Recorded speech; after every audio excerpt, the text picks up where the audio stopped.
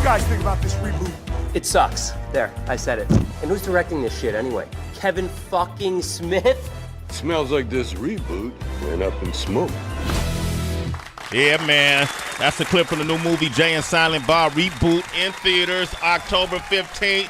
And we have the star here, DB. Can you break it down why this man is here? All right, I don't want to freak him out, but I'm a big fan of our guest today because he is pretty much exactly like me in the fact that right down to the backwards baseball cap. Backwards cap. And the beard. Style, beard. I mean, we're both into, we were just having a conversation about Funko Pop because I collect Funkos. He has his own. He has more than one, several, and he even has a new one releasing for Comic-Con, which is a whole nother situation. What is Funko Pop? Funko is a collectible figurine that they make of either. The little totems, little the big eyes, little plastic dolls you see everywhere in the white boxes. So him and his partner Jason Mewes have a new Funko Pop that's releasing soon. So I mean, like, I collect those. We were talking about this stuff. He has a comic book store in Jersey where he sells all the cool things that I love to buy.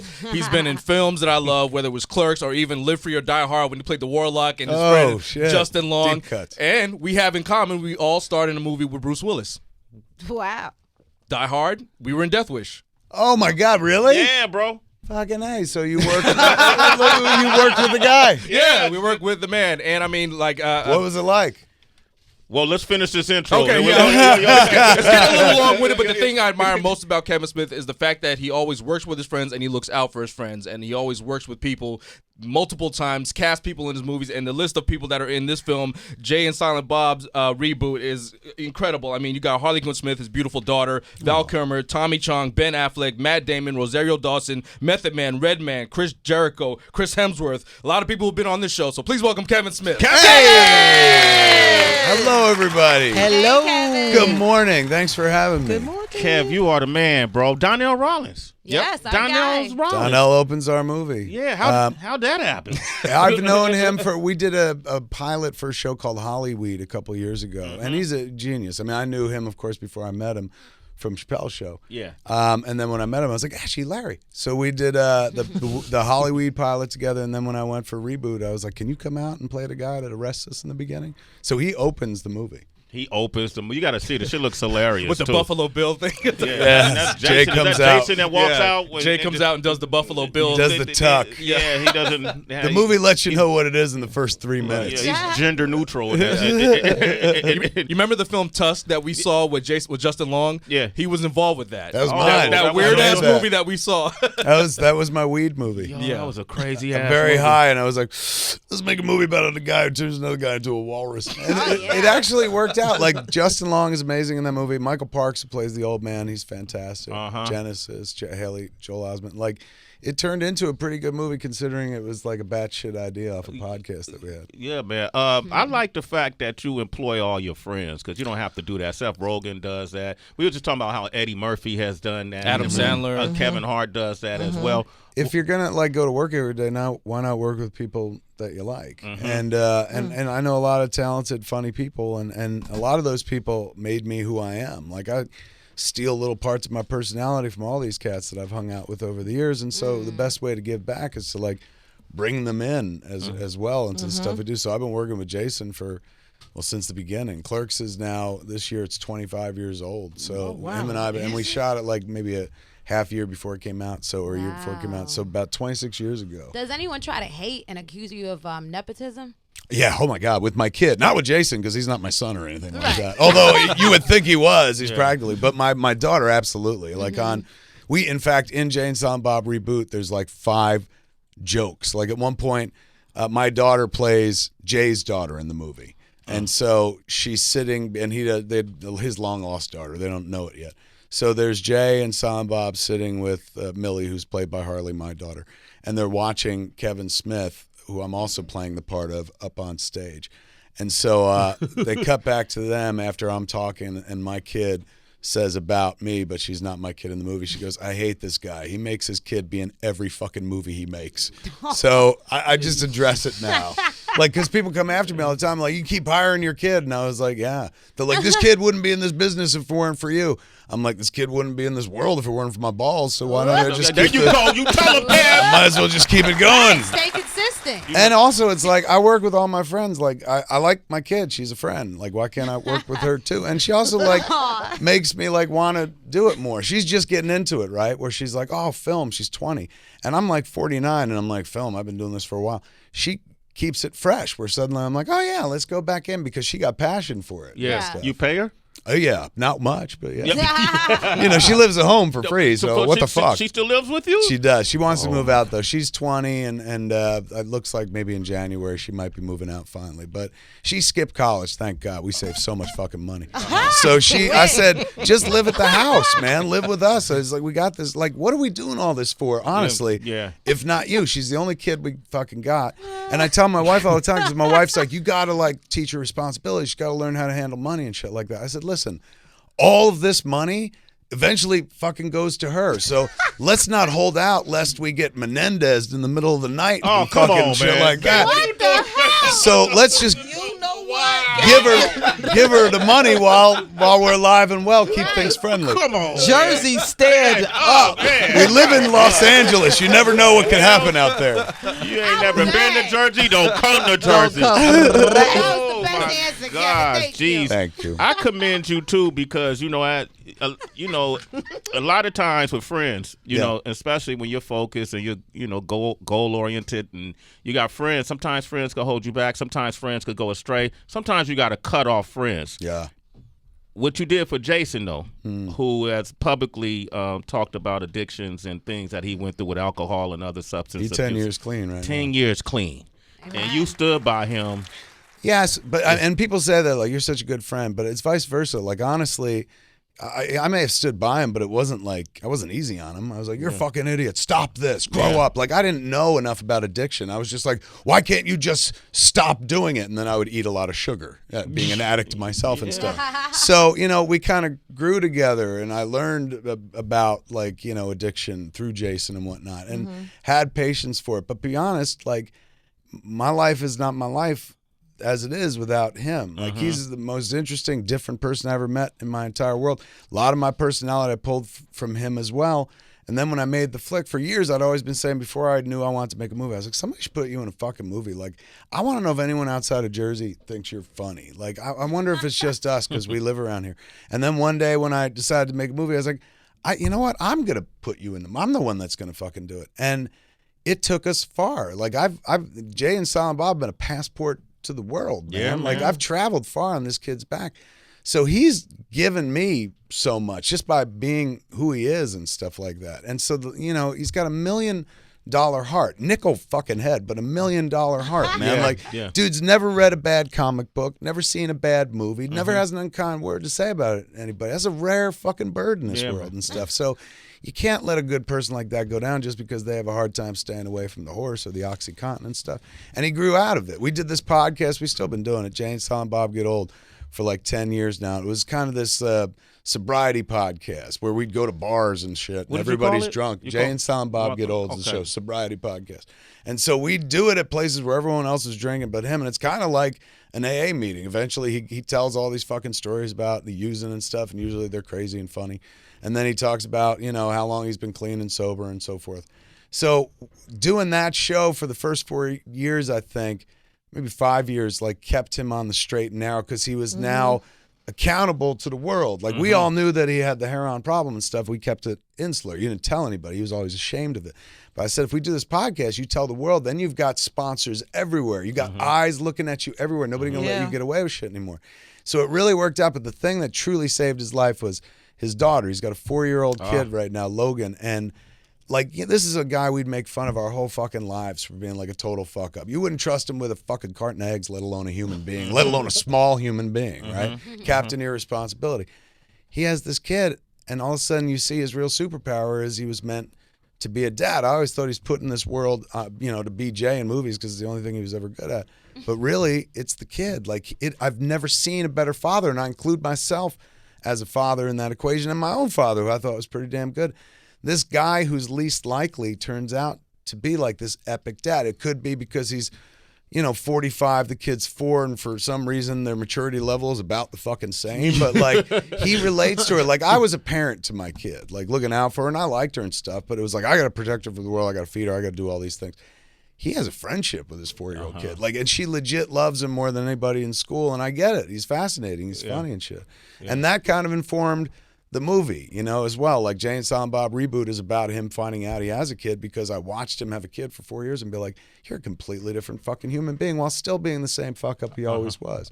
So it's really sweet, man. Like refreshing to know a person like that. I've never met anyone like Jason Mewes in my life. So when people are like, you're a good friend to him, I'm like, yeah, but I was lucky to fucking meet him. It's easy to be that dude's friend. Yeah, Heather's never said things like that about me, and I've been her friend for decades. It just never happened. That's a Jersey thing. It is. That's North Jersey. South Jersey, we put our hearts on our sleeves. But then he stole your credit card once, right, Jason? He did. Yeah, man, that's a Jersey thing too. I ain't do that. When he was bad on the heroin. When he was on that stuff, it's different. That's a Jersey thing. It's a Jersey thing. Wonder actually saw the movie. Oh, I did, yeah. And Jason's daughter is actually in the movie as Ben Affleck's Yes, daughter, right? yes. She's in the movie as well. It's a family affair. Right. So Jason's kid's in the flick as well. And we've been talking about, like, she's 4 now.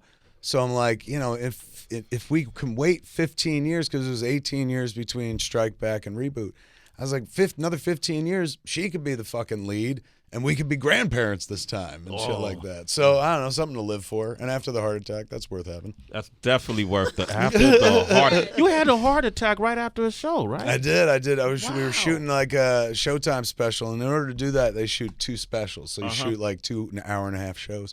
And after the first hour-and-a-half show, like I couldn't quite catch my breath. And I laid down. They canceled the show. I was like, I don't know if I could do this. I feel weird. Didn't think I was having a heart attack. Just couldn't quite catch my breath. And so then Jordan, Jason's wife, she runs our company and stuff. She called an ambulance. I was like, what the fuck did you do that for? She's like, I've never seen you be sick. And I was like, fuck, man. I smoked way too much weed today. That's all this is. And now these guys are going to come here and fucking, this is going to be bad.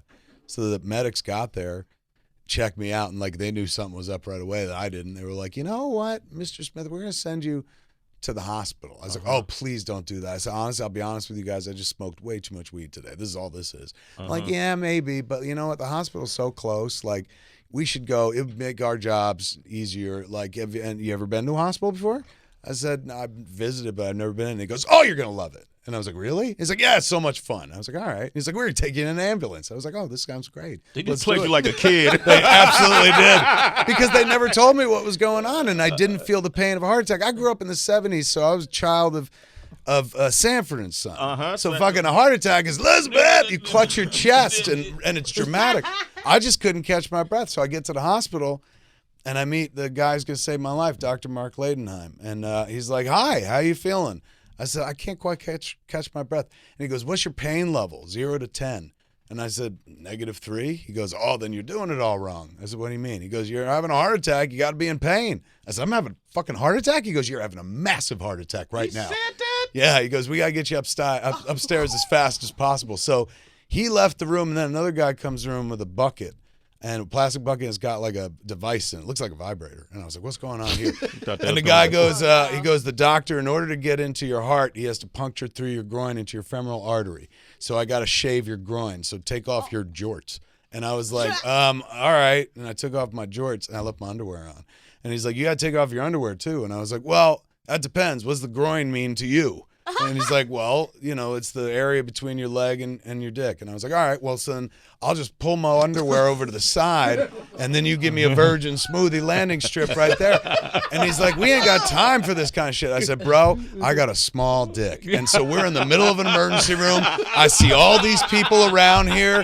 I said, one of them's bound to be like, that's Silent Bob and a small dick, and take a picture. I said, please, don't let, that guy just told me I had a heart attack. If you make me take off my underwear, I will have a second heart attack, and that's on you. And he said, fine. And he fucking shaved me on the sides while I held my underwear and shit. And then they got me upstairs to the OR, and they wheeled me in, and right away the doctor goes, why is his underwear on? And then the guy pushing me who shaved me goes, he's got body image issues. And I said, I do, doc. My dick's real small. And he goes, we ain't got time for this. And he yanked my fucking drawers off and shit like I was in a 70s porn. And I was just dick out in an OR for the first time since I'd come out my mother and shit like that. And I was still wearing a hockey jersey. And he was like, you got to take that off. What do you do? And I didn't want to take it off because then I'd be totally naked. And I said, you know what? I said, I got to wear this, doc. This is my lucky hockey jersey. He goes, if it's so lucky, why are you having a heart attack? Get that off. And then I was completely naked. I was like, you have your will of me. And so... Yo, Kevin Smith. My man punctured through my femoral artery. I didn't know all this. Like, they keep you awake. They don't put you to sleep for heart attacks. They want you in twilight so they can talk to you and shit.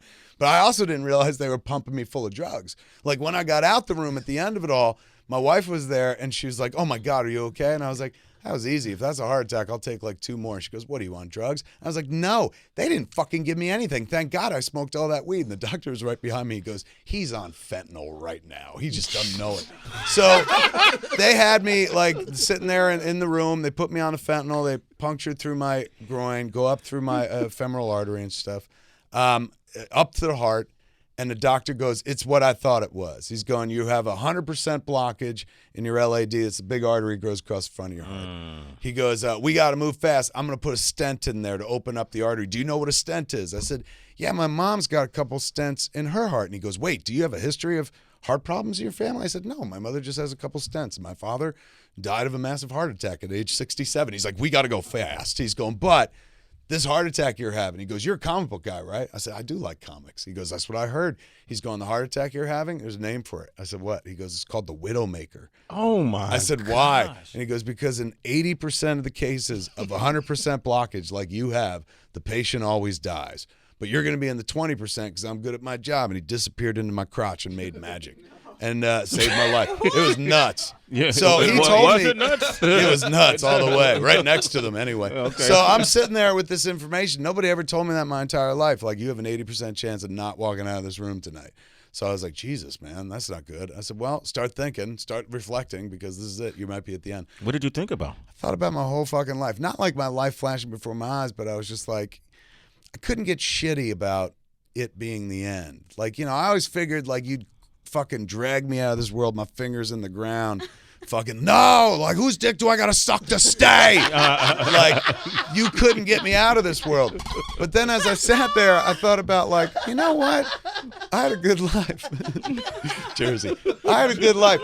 I said, like, I had good parents. Like, I had a good brother and sister and shit. Yeah. Like, I didn't go through any trauma. Like, I had wonderful friends. We were poor, but it didn't fucking really matter. And then, like, I made like a movie, and suddenly I had a career, and then I met this woman. I had this wonderful wife, and I had a kid. Like, I had the entire spectrum of experience, and I was like, yeah, it sucks to be dying at it. I was then 47. I was like, but like, you know, fucking look at the way you lived, so you can't blame anybody else. So if this is it, like, no regrets. Like, yeah. I enjoyed it, man. Just release, you know, like push back from the table. Don't be the last guy at the party, 4 a.m. and you're like, you got any more fucking beer? Like, just go. Be grateful you had the ride and head off and stuff. So I was really like ready to go. Like, not like I want to die, but I was like at peace, like oddly enough and shit. And then I remembered, like, oh shit, if I die tonight, the last movie I ever made was Yoga Hosers, and nobody liked that and shit. So I was like, fuck, I gotta live and make one more movie, man. And we were trying to make Jay and Silent Bob Reboot, and I knew it was gonna be like, that would be a great way to die. Like, if that was the last movie and shit, like, that's the way to go out. So I told the doctor, I was like, you gotta save me, man. I gotta make one more movie. He's like, that's not the only reason I'm gonna try to save you, but I'll add it to the list. And he did. He fucking saved my life and shit. Shout out to that doctor, man. What's his name? Dr. Mark Ladenheim. I went to his house the other night for a dinner party. Like, we become friends. This is a good dude. This is the only man I told him at dinner. We were all sitting around. I said, a toast to Dr. Mark Ladenheim, the only man who's been up inside of me. We got Kevin Smith here, man. We're going to take your questions. 888-742-3345. Yeah, man. Battle of the Best up next. It's Kevin Smith. Let's go, Jersey. All right. Special guest here, man. Kevin Smith, Jay and Silent Bob Reboot in theaters October 15th. You want to see that one, DB? Definitely. And you can go right now to fathomevents.com, Reboot. You can get tickets on sale right now. They got some special gifts. You can even get some limited edition posters. I think on October 15th, they give out a poster at that screening. And then October 17th, Fathom Events is a double feature. So it's Jay and Silent Bob Strike Back and then Jay and Silent Bob Reboot. And then that's in multiplexes everywhere around the country. And then October 19th, Jay and I go out on the road for 62 dates. It's going to be 65 by the end of the tour. Jay and Silent Bob Reboot Roadshow Tour, where we take the movie everywhere, we intro it, we watch the movie with the audience, and then we kick back and Q&A. So we've been selling out like crazy left and right. It's been good, man. It's nice. People seem happy to welcome Jay and Silent Bob back. That's what's up, man. Kevin Smith is here, man. Hey, so first-time guest, man. We got to do a game with him. Yeah, play. I'm ready to play. It is called Battle of the Best. Okay, You're rich, you're famous, and you're probably pretty good at what you do. I'm gonna show you how great I am. But we want to know who you would pick between the greatest matchups of all time. It's the battle of the best on Sway in the morning. This is where I lose everybody. All right, this is So, it, like, man. he was funny until we heard his battle, and he's got bad taste. Okay, Kevin Smith, here it is. We're going to ask you how many questions? Well, all you have to actually, do, it's gonna yeah. So I picked out some of the best comedic duos, and you have to pick 2 at a time and say which one you think would be the best. Done and done. I'm reaching. Oh, there's actually props involved, too. So I'm picking out 2 pieces of paper? 2 at a time. Read it out loud who they are. Okay, This is one, and then I'll go back for the other. Yeah, okay, who's we'll the make first a meal. one? First one's Bill and Ted. Okay. We know them. They're making a movie right now Exactly. as we speak. Yep. In New Orleans. Versus- Face the music. Verse is, or V as we say, Seth Rogen and James Franco. They're characters or the real human beings? Them as professionals. That's professionals. Yeah, let's keep it professional. As a professional dynamic. So it still doesn't answer my question. As real as humans or the characters? they characters. play? The characters they play. Oh my God, how are you? Okay, the characters they play from Pineapple Express. Sure. Okay. Bill and Ted versus the kids from Pineapple Express. I mean, I'm going to go Bill and Ted. They got history on their side. Okay. Literally. Good Yes. one. Nice pun. Thank you, Okay. thank you. All right, Okay, round cool. 2. All right, get rid of this Get one. rid Or of do that we one. keep Yeah, Bill and yeah, Ted? yeah, So keep they Bill keep and going. They keep battling. Yeah, we got other duels Oh, this in is there. fucking fun game. You guys actually put some thought into Yeah, it. it just holy shit. It just clicked to him, right? It did. Oh, wow. Yeah, so now the Wow. new one is Is Bill and Ted? No. Round Oh, two. so they're Yeah. they 2 st- new ones. 2 new ones. You got them already. You Yeah, picked get Yeah. that out Bill the and way. Ted One of won. your greatest. They won. They won the first All round. right, here we go. My bad. I thought it was just like now you staggered. fight them. Like, no. All right, so it's the Blues Brothers versus the Rush Hour kids, Chris Tucker and Jackie Chan, whose Wow. character names nobody bothered to learn. Facts, though. It's tough because I'm an old school Blues Brothers kid. I played the Blues Brothers in high school, but like Chris Tucker, much funnier than both John Belushi and Dan Aykroyd.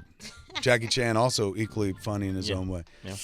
Guess we got a winner. You know, the 80s kids are going to hit me for this one, but I'm going to go Chris Tucker and Jackie Chan. Wow. Okay. I know, that was tough. Yo, put that next to that other one. That one hurt, Yeah, kid. that's all right, right. All right. Fuck. You all There right? we go. Yeah, I'll get He through said it. that one hurts, right? It did. It hurt. Yeah.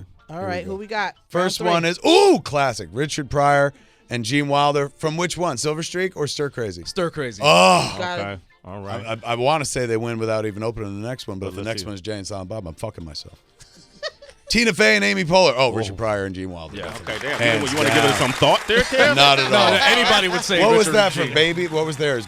Baby Mama or something like that? That was the one they were in together? Yeah. But hands down, I mean, Stir Crazy is an amazing movie. He needs a light. Yes. Last round. Last round? So Last there's only round. 2 left? Or No. All right. So I got 2. You got though. phone calls. Yep. Here we go. Bob Hope and Bing Crosby. Damn. Kids, Damn. those were 2 old white men from a million years ago. And Wayne and Garth. Kids, those were also 2 white men from 500,000 years ago. Classic Hope and Crosby. You know, I should bow there, but like I love Wayne and Garth. They were doing it before Jay and Silent Bob, so there's a little bit of their DNA in ours. I'm gonna pick Wayne and Garth. All right, now let's take the Nice winners. battle. Take the winners, Heather. All the winners. Ooh. And then they all fight. Okay, yeah. So Oh, you let's guys are name cruel. name the winners. So we got Richard and Gene. We've got We've got Bill Chris and Tucker Ted. and Jackie Chan, Bill and Ted, Wayne and Garth, and Richard Pryor and Gene Wilder. Now what? Put them in order. Ooh. Best to last. Richard and Gene. I mean, yeah. Hold on. All right. Number 1, I'm going Richard Pryor Okay. and Gene Wilder. Okay. Yeah. Sheer performance, number 2, I'm going Wayne and Garth. Okay. All Mike right. Myers a genius. Okay. Then I go Chris Tucker and Jackie Chan and Bill and Ted. There it is, man. Nice. All right, Good one. man. Yeah, that's Battle of the best. I feel With Kevin accomplished. Smith. Yeah. You did it, Kev. You did something it, today, man. Kev. All I'm right. feeling okay. We got Mario on the line from Milwaukee. Mario, good morning. Mario. Good morning. Yes, man. How you doing? Doing great, man. What's your question? I had a question for Mr. Kevin Smith. You know, I myself struggle with alcoholism, and I just wanted to ask him how, you know, I read about Jason's struggles and how he never gave up on him. Like what kept him motivated? Really, is what I wanted to ask him. What kept him motivated? There were times where it was us, like me, my friends, going, stop it. Sometimes you just had to sit on him. He lived with me for a while and like lived not like a prisoner, but on a pretty tight leash where I was like, you're going to get up when I get up. When I go to the office, you come with me because I can't leave you home by yourself and stuff like that. Every waking moment. First, like we went through this ritual for a while. This is years ago, man, but still I can remember waking up early and going to the methadone clinic in Asbury Park, waiting online, and it was so fucked up because there's a bunch of people waiting to get their methadone, a bunch of people trying to get rid of their addiction and stuff. And we'd pull up and we'd be sitting in the car and you'd see some people look at us and then, I don't know, maybe 4% would double take and be like, holy shit, Jay and Silent Bob have a real fucking problem and shit. And so I remember waking up doing that. Then we would go to Dunkin' Donuts and he'd get like a manager special and stuff. Then we would wait for Toys R Us to open and we would go hunting for Greedo dolls, 12-inch Greedo dolls, which were pretty popular at the time. It was about coming up with an agenda that kept him busy all the time where he wasn't thinking about drinking. If you could provide him with a fun experience that wasn't drinking, like, hey, we're going to Toys R Us, like toys still captured the dude's imagination. So that was a way in. So it took a lot of time. And years later, when he would go to a real rehab eventually, I realized, oh, you were just running a real primitive rehab. That's what they do. They keep you busy and stuff. They give you the talking cure because I would always sit there and talk to him about it and stuff, not judge him for it as much as like, well, why does it happen? And why do you feel this? Blah, blah, blah. So you need somebody in your corner, man. It helps. Nobody can do this alone. And unfortunately, as is the case with most addicts, they do have to struggle through it alone because they get to a place before they're willing to help themselves where they've alienated everybody else in their lives and they wind up solo. And it's almost a heroic effort to pull yourself up by yourself without any help, man. So like if you see somebody struggling and if you can stand it, and I know sometimes like addicts fuck us over and stuff like that, you got to think beyond the action and beyond the drug to the person underneath. It's like they say, it's a disease. And so for me and him, it was 24/7 activity. You got to keep yourself preoccupied to keep your mind off the poison. That's the best I can figure. I'm not a pro, unfortunately. But that's great insight, and everybody's experiences is their experience. But Mario, I'm sure you got something from his, correct? Yes, sir, man. I really appreciate it. Thank you. Don't drink, Mario. It's not worth that shit's poison. Smoke weed instead. Okay, Mario, you're a citizen. Sway in the morning. All right, Kevin, great having you on. Come Excellent back, being brother. here. Thank you, man. This is so much fun. Absolutely, man. Good to have you on. Pleasure. Jay and Silent Bob, the reboot in theaters October 15th. Everybody go support it, all right? Do that.